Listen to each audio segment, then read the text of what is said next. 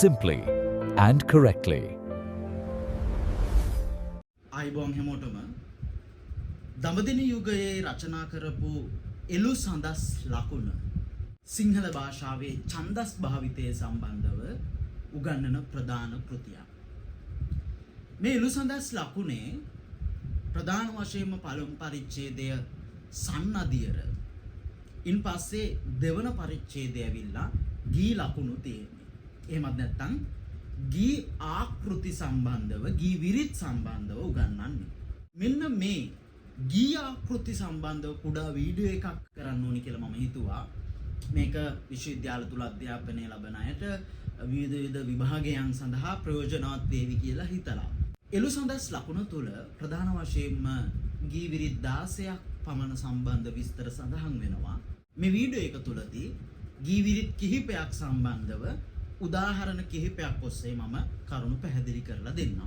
මම හිතනවා මේ වෙද්දී ඔයාලා දන්නා උසස් අධ්‍යාපනය හදාරන නිසා මාත්‍රා සම්බන්ධව ලඝු අක්ෂර, ගුරු අක්ෂර, ඒ වගේ මාත්‍රා මාක් කරන විදිහ මේවා සම්බන්ධව ඔයාලා යම් අවබෝධයක් මේ වෙද්දී ඇති. ඔය ගී විරිත් තුල ප්‍රධාන වශයෙන්ම අපි ටිකක් අර කතා කරන ටිකක් ප්‍රසිද්ධ වගේ ගී විරිත බඹර ගී, උමතු ගී, පියුම් ගී, යහ ගී මේ වගේ ප්‍රධාන විරිත් කිහිපයක් අර අපිට නිතර දකින්න පුළුවන් තියෙනවා. පියුම් ගී විරිත කියන එකට ගියයින් පස්සේ එළු සඳස් ලකුණදී කියන්නේ ඇවිල්ලා වසම්හි අටමත් සමපෙදේ ඇර තුදුරෙන් මතෙක් හලිති බඳුයේ පියුම් නම් වේ හේ මෙසේ. ඒ කියන්නේ හරි සරල කතාවක් කියන්නේ පියුම් ගී විරිත කියන එක පළමු පේලියේදී මාත්‍රා 8යි, දෙවන පේලියේදී මාත්‍රා 11යි, නැවත තුන්වන පේලියේදී මාත්‍රා 8යි, හතරවන පේලියේදී මාත්‍රා 14යි. 8 11 8 14 කියන පිළිවෙලට තියෙනවා නම් ඒක පියුම් ගී විරිත විදියට සලකනවා. එතකොට සමස්ත මාත්‍රා සංඛ්‍යාව කවිය තුල එන්න ඕනි. මේ ටික එකතු කරලා දෙනවා ඔයාලට මාත්‍රා 41ක්. දැන් මෙන්න මේ පියුම් ගී විරිතටත් මාත්‍රා සංඛ්‍යාව ගලපලා උදාහරණ කවියක් නිකන් මම හදලා ඔයාලට පෙන්නන්නම්. මේ කවිය පොලේක ලියලා ඔයාලා මාත්‍රා ගුරු ලඝු මාක් කරලා එක පද පේලියක එකතු කරලා බලන්න. එතකොට මේ මාත්‍රා සංඛ්‍යාව නිවැරදි වෙනවා. විල්කත් වැනි ළඳ පියුමෙකි පතිවති නිසඳ ලෝ බබලන ඇය පහනකි නිලඹර සොමිමෙන් ලොව. දැන් මේ ටික මාක් කරලා බලන්න. එතකොට ඔයාලට බලා ගන්න පුළුවන් මේකෙදි 8 11 8 14 විදිහට පද පේළිවල මාත්‍රා සංඛ්‍යාව ඇවිල්ලා සමස්ත මාත්‍රා එකතුව මාත්‍රා 41ක් බවට පත් වෙනවා. මේ ඇවිල්ලා පියුම් ගී විරිත. ඊළඟට අපිට හම්බ වෙනවා උමතු ගී විරිත. ඔය උමතු ගී විරිත කියන එකත් අපිට එළු සඳස් ලකුණේදී පැහැදිලිව කවියකින් කියනවා. වසම්හි නව නව සෙමෙහි දස දසමත් වූ අටතිස් මතින් බැඳියේ උමතු ගී නම් හේ මෙසේ. 8:38ක් වෙන විදිහට තමයි මේ කවිය ලියන්නේ. කොහොමද එතකොට මාත්‍රා සංඛ්‍යාව පදපේලි හැටියට එන්නේ? හරි ලේසි, මතක තියාගන්න අමාරු නෑ. පළවෙනි පදපේලියේ මාත්‍රා 9යි, දෙවෙනි එකේ 10යි, තුන්වෙනි එකේ 9යි, හතරවෙනි එකේ 10යි. 9 10 9 10 විදිහට එනවා නම් ඒක ඇවිල්ලා උමතු ගී විරිත වෙන්නේ. එතකොට මේ උමතු ගී විරිතකට උදාහරණ කවියක් මම කියන්නම්. ඔයාලට මාත්‍රා සංඛ්‍යාව මාක් කරගන්න ලේසි වෙන විදිහට උදාහරණයක් විදිහට බලා ගන්න. දස අත සිසාරා සයුරල මෙන් හමනා වෙන නදම මෙපුරා දන කල්මත් කරන්නා. මේ උදාහරණයකට ලේසි වෙන මම හදපු කවියක්. ඔයාලට මාත්‍රා සංඛ්‍යාව මාක් කරලා බලන්න පුළුවන් හරියටම 9 10 9 10 කියලා තියෙනවද කියලා. මෙන්න මේ මාත්‍රා සංඛ්‍යාවෙන් සමස්ත මාත්‍රා 38ක් වෙන විදිහට රචනා කරනවා නම් ඒක උමතු ගී විරිත. ඊළඟට අපිට හම්බ වෙන හරි ප්‍රසිද්ධ එකක් බඹර ගී විරිත. බඹර ගී විරිත තුලදී මාත්‍රා සංඛ්‍යාව එළු සඳස් ලකුණ තුලදී පැහැදිලිව කියනවා කවියෙන් වසමෑ 8 දසමත් සෙමෙහිදු ඇර තෙලෙසින් හේතු බහල් මත්තෙන් බඹර ගී නම් හේ මෙසේ. බඹර ගී විරිත ගැන කියනවා හරි සරලයි. පළවෙනි පද පේලියේදී මාත්‍රා 8ක්, දෙවන පද පේලියේදී මාත්‍රා 11ක්, තුන්වන පද පේලියේදී මාත්‍රා 10ක්, හතරවන පද පේලියේදී මාත්‍රා 13ක්. මේක මතක තියාගන්න හරි ලේසි. පළවෙනි පද පේලියේ 8යි 8යි 3යි 11යි දෙවෙනි එකේදී 3ක් එකතු වෙලා 11යි. නැවත තුන්වෙනි එකේදී 10යි 10ට 3ක් එකතු වෙලා හතරවෙනි එකේදී 13යි. මේ විදිහට මතක තියාගන්න මමත් මතක තියාගන්න මේ විදිහට තමයි. 8 11 10 13. මෙන්න මේ කියන පිළිවෙලට තියෙනවා නම් මේක බඹර ගී විරිත. මේ විරිතටත් අදාළව සරලව මම කවියක් කියන්නම් මාත්‍රා සංඛ්‍යාව මාක් කරලා ඔයාලට බලන්න. ඔබව මට පමණි කීවත් නිතර කවි ගී බඹරෙකු මෙන් ඔබිනොබ ගියෙමි ඔබ සොයා ඈතටම. මාත්‍රා සංඛ්‍යාව ගණන් කරලා බලන්න 8 11 10 13 පිළිවෙලට තියෙනවා මේක බඹර ගී විරිත. ඊට අමතරව අපිට හම්බ වෙනවා ගජගැමි ගී වෘතය කියලා. හරි ලේසි මතක තියාගන්න.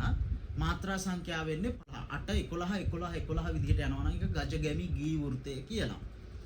මේ ගජගැමි ගී වෘතයෙන් රචනා වෙච්ච සම්භාව්‍ය පද්‍යයේදී හම්බ වෙන කවි අපිට හම්බ වෙනවා කෞසිලුමේනේදී රජ පැමිණි බෝසත් සත් රජු නිදි මැඩ විසී තමා කැරකලක් කලක් දස රජ දම්නෙත් මේ කවිය ඇවිල්ලා ඔය කියන ගජගැමි ගී වෘතයෙන් ලියලා තියෙන බලන්න ගණන් කරලා 8 11 11 11 කියන පිළිවෙලට තියෙනවා. ගී විරිත කියන එක එළු සඳස් ලකුණේ මුලින්ම කියන්නේ ගී විරිත ගැන.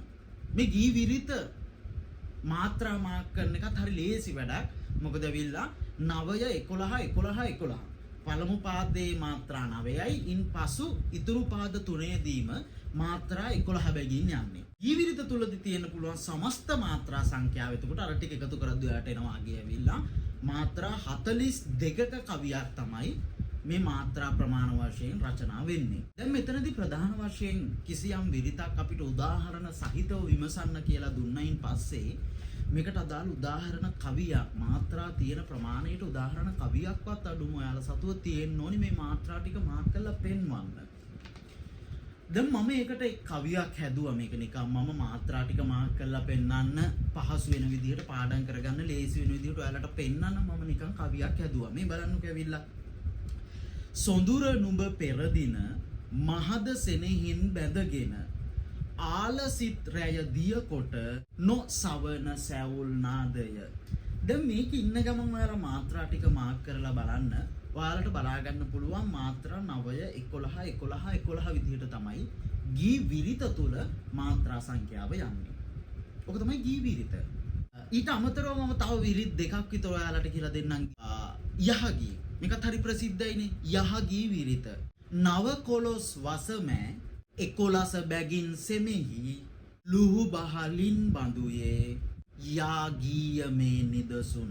මේ යාගී විරිතේත් ඇවිල්ලා අර ගී විරිත වගේම තමයි 9 11 11 11 මාත්‍රා සංඛ්‍යාව යන්නේ. පළවෙනි පද පේලියේ මාත්‍රා 9යි. ඉතුරු පද පේලි තුනේදීම 11 11 11. දැන් ගී විරිතෙදිත් එහෙමනේ අපිට හම්බුනේ 9 11 11 11නේ.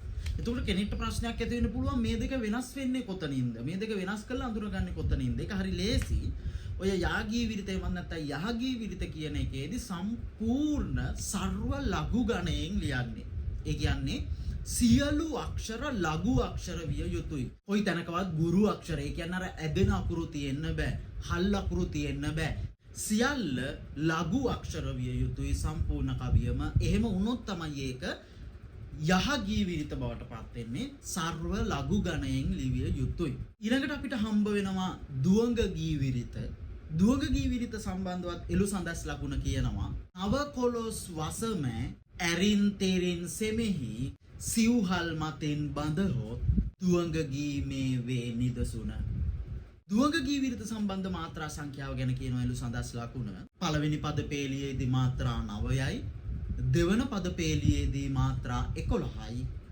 තුන්වන පද පේලියේදී මාත්‍රා නැවත 11යි. හතරවන පද පේලියේදී මාත්‍රා 13යි. 9 11 11 13. මෙන්න මේ පිළිවෙලට මාත්‍රා සංඛ්‍යාව යොදලා තියෙනවා නම් ඒක දුවඟ ගී විරිත කියලා සඳහන් කරලා තියෙනවා. මීට අමතරව එළු සඳස් ලකුණ තුල ගී විරිත් සඳහන් වෙනවා. නමුත් මෙතන මම ගී විරිත් කිහිපයක් ඔයාලට කියලා දුන්නා සහ උදාහරණ කිහිපයක් කියලා දුන්නා. මීට අමතරව මතක තියාගන්න එළු සඳස් ලකුණ පොත ඔයාලට ගන්න පුළුවන් නම් පුස්තකාලයකින් හරි ගන්න. මේ එළු සඳස් ලකුණ තුලදී ගීවිරිත් සියල්ලම සහ ඒවාට උදාහරණ කවි තියෙනවා. මම මේ කිව්වා වගේම උදාහරණ කවිත් තියෙනවා. නමුත් ටිකක් ඒක සංකීර්ණ වැඩි, ඒක පාඩම් කරගන්න අමාරුයි, සමහර වෙලාවට තේරෙන්නේ නැති නිසා තමයි මම මේ සරල කවි කිහිපයක් තේරෙන භාෂාවෙන් හදලා දුන්නේ පාඩම් කරගන්න හරි ලේසි වෙන්න. ඒ වගේම අපි ගොඩාක් වෙලාවට මේ එළු සඳස් ලකුණ කියන පොතේ නම වරද්දලා ලියනවා. ඒ නිසා ඔයා හරියට තබ්මේල් එකේ ගිහිල්ලා බලන්න එළු සඳස් ලකුණ කියලා හරියටම ලියන්නේ කොහොමද කියලා. ඒ වගේම මමත් ශාස්ත්‍ර ගවේෂණය කරමින් සිටින නිසා කුමන හෝ අඩුපාඩුවක් තිබුණා නම් මාහට දැනුම් දෙන්න වීඩියෝ එක තුලදී. ඒ වගේම ඔයාලට තව මොනවා හරි අවශ්‍ය කරන පාඩම්, මේ කියන්නේ ඇවිල්ලා උසස් පෙළ සාමාන්‍ය පෙළ පාඩම් නෙවෙයි. මේ පාඩම් යම් විද්‍යාර්ථීන්ට හෝ නේද අපි වගේ විශ්වවිද්‍යාල තුල අධ්‍යාපනය හදාරන අයට වැදගත් වෙන පාඩම් නිසා මොනවා හෝ තවත් පාඩම් සම්බන්ධ වීඩියෝ අවශ්‍ය නම් කමෙන්ට් එකක් දාන්න. එතකොට මම කුඩා වීඩියෝ එකක් විදිහට ගේන්නම්. හැමෝටම පහසුවක් වෙන්න සරලව අපි පාඩම් කළ විභාගයේ ගොඩ දා ගන්න පුළුවන් වෙන්න සරල කෙටි වීඩියෝ එකක් විදිහට ගේන්නම්. හැමෝටම මම ජය වේවා. හොඳට විභාගයේ ලියන්න.